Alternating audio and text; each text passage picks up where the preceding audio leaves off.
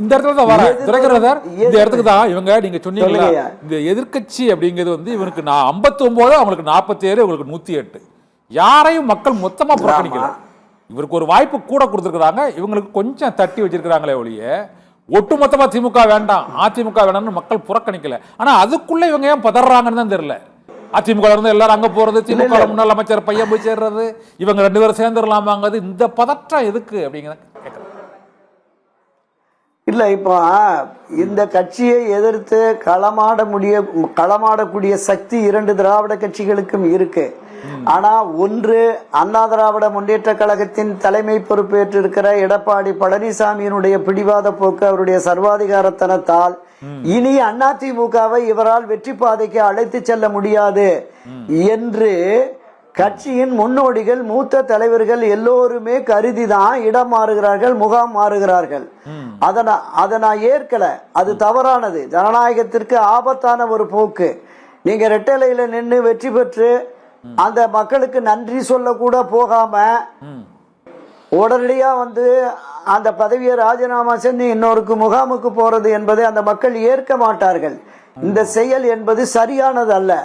நீங்க 30-40 ஆண்டு அதிமுகவில் பயணித்து பதவிகளில் பொறுப்புகளில் இருந்து ஆண்டு அனுபவித்து விட்டு இன்றைக்கு கட்சி ஒரு நெருக்கடியான நிலையில் இருக்கிற பொழுது இந்த நெருக்கடியிலிருந்து கட்சியை மீட்டெடுப்பதற்கு இங்கிருந்து போராடி எடப்பாடி பழனிசாமிக்கு எதிராக போராட்டம், ஆர்ப்பாட்டம், உண்ணாவிரதம் இருங்கள, என்ன கெட்டு போச்சு? கட்சியை காப்பாத்துறதுக்கு களம் இறங்குகள. அப்படி களமாடாமல் இவர்கள் மாற்று முகாமுக்கு போவது என்பது அது ஒரு சரியான, அவங்களுமே ஒரு சுயநலம் என்பதையும் அவர்கள் அரசியல் இருப்பை தக்க வைத்துக் கொள்ள வேண்டும். அதை மக்கள் பார்த்துக்கிட்டு இருக்காங்க. அப்ப எனவேதான் இந்த நிலைப்பாடு. இப்ப திராவிட முன்னேற்ற கழகத்திலிருந்து ஒரு சிலர் போறாங்க, முன்னாள் எம்எல்ஏக்கள், ஒன்றிய நகர பொறுப்புகள் இருக்கிறாங்க, அங்கே போய் கொண்டிருக்கிறார்கள். என்ன காரணம்னா அடுத்து வருகிற இளம் தலைமுறையினர் தான் பெருவாரியான வாக்காளர்களாக இருக்கிறார்கள். அவர்கள் வந்து தவேகாவுக்கு இந்த முறை ஆதரவளித்திருக்கிறார்கள். 5 ஆண்டுகள் இந்த ஆட்சி தொடரும். இந்த 5 ஆண்டுகளுக்கு பிறகு இதே போல அதிமுகவும் கணிசமான இடங்களை பிரித்து கொண்டால் ஒரு இதே 108, 110, 120 இவங்களுக்கு கிடைக்க வாய்ப்பு இருக்கு என்று இங்கிருந்து கருதுகிறார்கள். அந்த கருத்தாக்கம் தான் இந்த திராவிட கட்சிகளை வீழ்த்தி தாவேகா வந்து விட்டது, தாவேகா நீடிக்க கூடாது என்கிற பார்வை 2 தரப்புக்குமே வந்திருக்கு. அதனால பல்வேறு வழக்குகள், போக்குவரத்து, நம்ம தகுதி இழப்பு வழக்குகள், குதிரை பேர வழக்குகள் இதெல்லாமே போயிட்டு இருக்கு. இதனுடைய ரிசல்ட் என்ன மாதிரி வருங்கிறத பொறுத்து தான் அந்த ஆட்சி நீடிக்குமா போகுமான்னு இருக்கு. இந்த நேரத்துல தான் இப்ப இந்திய கம்யூனிஸ்ட் கட்சி வீரபாண்டியன் கூட நேற்று சொல்லியிருக்காரு, திமுக அதிமுக இணைந்து செயல்பட. 27 எம்ஜிஆர் முடியல கல்யாண சுந்தரமும் ராமமூர்த்தியும் கை உயர்த்தியது போல இபிஎஸ் ஸ்டாலின் ஒரே மண்டல கை உயர்த்துவாங்களா சார்?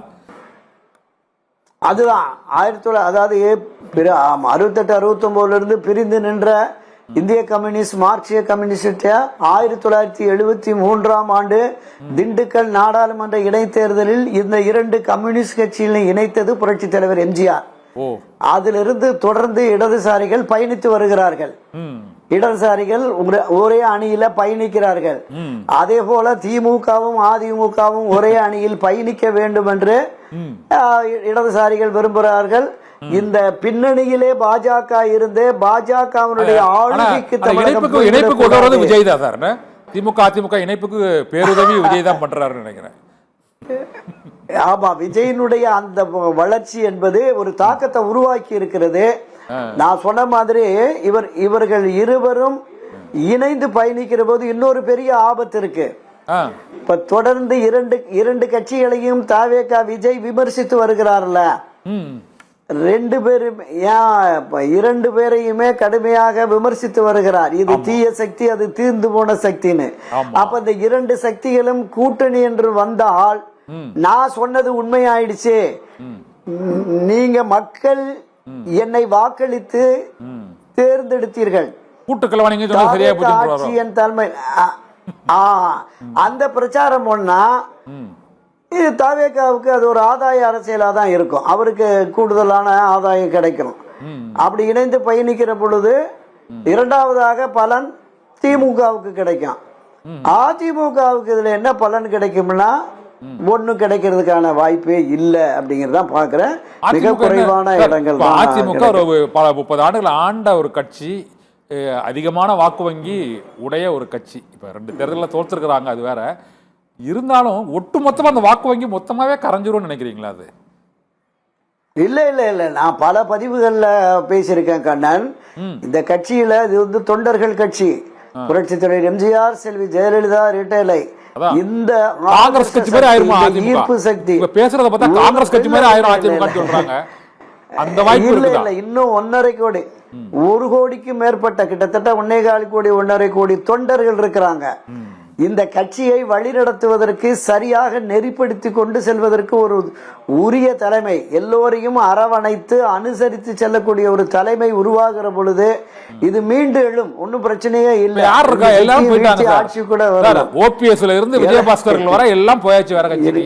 வேற யார் இருக்கா ஒருங்கிணைத்து செயல்படுவதற்கு? இபிஎஸ் விட்டா கண்ணன், எம்ஜிஆர் காலத்தில் அரசியல் பயிற்சி பெற்ற பலரும் இன்னும் இருக்கிறாங்க. பல பேர் ஒதுங்கி இல்ல இல்ல, இன்றைக்கு புரட்சி தலைவர் எம்ஜிஆர் காலத்துல கழகம் தொடங்கிய போது இருந்த அந்த தொடக்கத்திற்கு எம்ஜிஆர் மன்றத்தினுடைய மூலாதாரமாக விளங்கிய முன்னாள் மேயர் சைதை துரைசாமி, திருநெல்வேலி பா இளமதி, மதுரை நவநீத கிருஷ்ண, ராமநாதபுரம் அன்பழகன், பொள்ளாச்சி ஜெயராமன், காஞ்சி பன்னீர்செல்வம், இந்த மாதிரி 72க்கு முன்னாடியே 69, 80, 70களில் மன்றங்கள் தொடங்கி 72ல வந்து பயிற்சி பெற்றவர்கள், தலைவரிடம் பயிற்சி பெற்றவர்கள் பலரும் இருக்காங்க. இதுல புரட்சி செல்வி ஜெயலலிதா காலத்துல அரசியலுக்கு வந்த முன்னணியினர் பலரும் இருக்காங்க. நீங்க நீங்க சொல்ற பொதுச் செயலாளர் பதவியை இன்னொருத்தருக்கு மாத்தி கொடுத்து செயல்பட்டு பார்க்கலாம் அப்படின்னு பாக்குறீங்களா? ஒரு கூட்டு நிச்சயமா நிச்சயமா நிச்சயமா இது போன்ற மூத்த முன்னோடிகள் கொண்ட குழுவினரை அமைத்து அந்த குழுவினரின் ஆலோசனையோடு நீங்க அந்த ஆலோசனையின் அடிப்படையில கட்சி செயல்பட்டா நிச்சயம் அந்த கட்சி, நான் தானே சொன்னேன், எந்த பிரதிபலனையும் எதிர்பாராமல் காலமெல்லாம் ரெட்டலைக்கு வாக்களிப்பதே தன் வாழ்நாள் கடமைன்னு கருதிட்டு இருக்கான். நீங்க இன்னுமே ரோட்ல போட்டுக்க சட்டை இருக்காது, வெறும் மேல் துண்டை மட்டுமே போட்டு எம்ஜிஆர் வாழ்க ஜெயலலிதா வாழ்க ரெட்டலைக்கு ஓட்டு போடுவேன்னு போற ஆட்கள் இருக்காங்க, இந்த தமிழ்நாட்டில் இருக்காங்க. எனவே அவர்களை நீங்க புரட்சி தலைவர் எம்ஜிஆர், செல்வி ஜெயலலிதா இவர்களுடைய அணுகுமுறை இருக்குல்ல, தனக்கு எதிரான கருத்து கொண்டு தனக்கு எதிராக கட்சிகளை தொடங்கி மிக மோசமா விமர்சித்தவர்களை கூட அவங்க எல்லாம் அரவணைச்சிட்டாங்கல்ல. நம்மளே பல பதிவுல பேசியிருக்கோம்.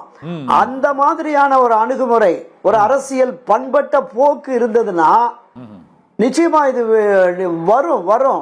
அதிமுக வந்து நான் ஆமா ஆமா நிச்சயமாக அதிமுகவினுடைய எதிர்காலம் என்பது தொண்டர்கள் கையில தான் இருக்கு. அந்த தொண்டர்கள் மனச்சோர்வு அடையக்கூடிய அளவுக்கான செயல்பாடுகளில் இன்றைய கட்சியை வழிநடத்துகிற பொதுச் செயலாளர் எடப்பாடி பழனிசாமி செயல்படுகிறார் என்கிற வருத்தம் தான். அதை எப்படி சீரமைப்பது?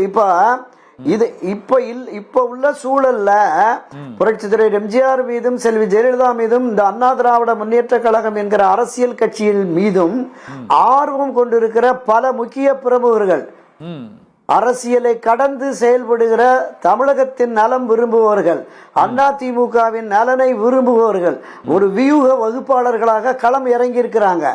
இன்னும் 1 வாரமோ 1 மாத காலத்திலோ அந்த திட்டத்திற்கு, அந்த செயல் திட்டத்திற்கு, கட்சியை மீளுருவாக்கம் செய்வதற்கு இப்போது ஒரு குழு ஒரு முயற்சி மேற்கொண்டிருக்கிறது.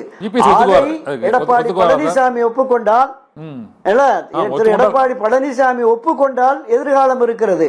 இல்லை என்றால் அவருடைய அரசியல் எதிர்காலமோ வீணா போயிடும் அப்படிங்கறத அவர் பார்த்துக்கணும். ஓகே.